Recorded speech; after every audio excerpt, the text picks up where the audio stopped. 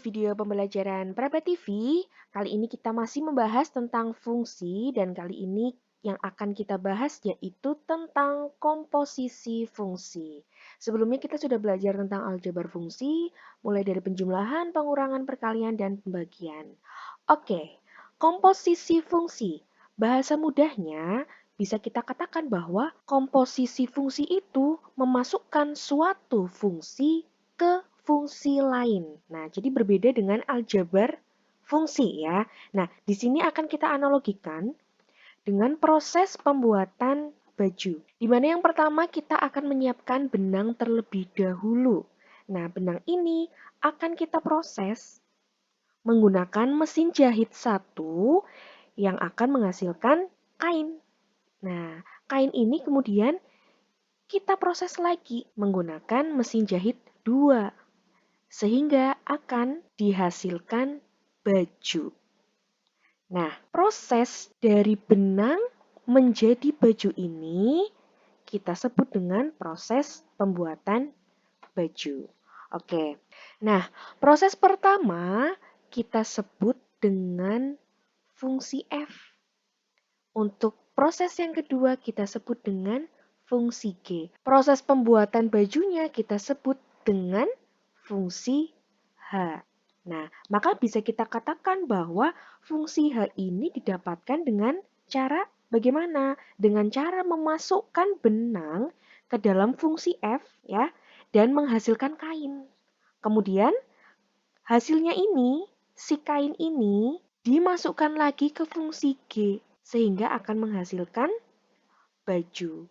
Nah, proses ini yang kita sebut dengan komposisi fungsi. Proses yang tadi itu bentuk aljabarnya seperti ini. Nah, tadi jadi benangnya kita ubah jadi X, kainnya jadi Fx, kemudian bajunya jadi GFX. Nah, maksudnya itu gimana? Nanti kita jelaskan ya. Nah, di sini ada himpunan A, ada himpunan B, dan ada himpunan C. Di mana dari himpunan A ke himpunan B ini melalui sebuah fungsi, yaitu fungsi F. Kemudian dari himpunan B ke himpunan C juga melalui sebuah fungsi, yaitu fungsi G. Nah, himpunan B ini merupakan range. Range dari mana? Range dari fungsi F, ya kan? Range-nya fungsi F. Domainnya fungsi F itu siapa? Ini yang ada di himpunan A, yaitu X. Kemudian, GFX ini merupakan range dari fungsi G yang domainnya itu Fx. Nah, padahal Fx ini tadi adalah range-nya fungsi F, tetapi juga sebagai domainnya fungsi G, gitu ya. Jadi bisa kita katakan bahwa X ini adalah domainnya fungsi F, df, ya kan? Kemudian Fx ini apa? Kemudian Fx ini adalah range-nya fungsi F. Selain range-nya fungsi F, dia juga sebagai domainnya siapa? Domainnya fungsi G. Nah, range-nya fungsi G itu yang ini. Ini adalah range-nya fungsi G, ya. Jadi, syarat sebuah komposisi fungsi bisa dilakukan adalah range fungsi F, yaitu ini, dan domain fungsi G, yaitu ini, Fx, ada. Artinya apa? Artinya range fungsi F dan domain fungsi G ini bukan merupakan himpunan kosong. Dia ada. Nah, penulisan dari fungsi komposisi itu seperti ini. Nah, ini penulisannya seperti ini. Fungsi pertama yang tadi dilakukan kan fungsi F ya. Fungsi pertamanya fungsi F. Tetapi kok di sini ditulisnya justru yang di belakang. Kenapa? Karena X ini atau domain dari fungsi yang pertama, ya, ini kan domain fungsi pertama, diletakkannya di belakang. Bukan di depan kan, diletakkannya di belakang. Maka fungsi yang pertama kita lakukan ini juga diletakkan di belakang.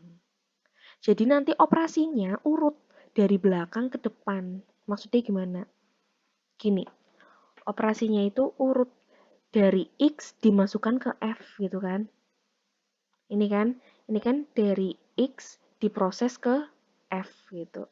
Dari X dimasukkan ke F, kemudian nanti hasilnya ini kan Fx ya kan, dimasukkan lagi ke G. Nah, hasilnya adalah ini, Gfx. Jadi, Fx-nya ini dimasukkan ke G, gitu. Jadi, kalau fungsi yang pertama yaitu fungsi F, ya, kemudian fungsi yang kedua yaitu fungsi G, penulisan fungsi komposisinya itu G bundaran F sama dengan G Fx. Nah, nanti kalau misalkan fungsi yang pertama G, yang kedua F, bagaimana? Ya ini tinggal dibalik, F bundaran G. Di sininya juga F, sininya Gx. Nah, ini tanda yang ini bacanya itu bundaran atau komposisi gitu ya. Tapi biasa kita menyebutkannya adalah bundaran. Tidak semua fungsi f dan g dapat ditentukan komposisinya. Ya, lalu bagaimana supaya fungsi f dan g ini bisa ditentukan komposisinya? Itu yang tadi kita katakan, bahwa RF dan DG-nya ini ada atau bukan himpunan kosong. Nah ini, agar G bundaran F, ini G bundaran F karena sesuai dengan ini ya, proses yang ini. Agar G bundaran F terdefinisi, maka range F irisan domain G bukan himpunan kosong. Gitu. Lalu bagaimana dengan domain fungsi komposisi F dan G-nya atau domain G bundaran F-nya? Domain G bundaran F-nya yaitu X anggota domain F sedemikian hingga Fx adalah anggota domain G. Oke, setelah ini kita lihat contoh soalnya.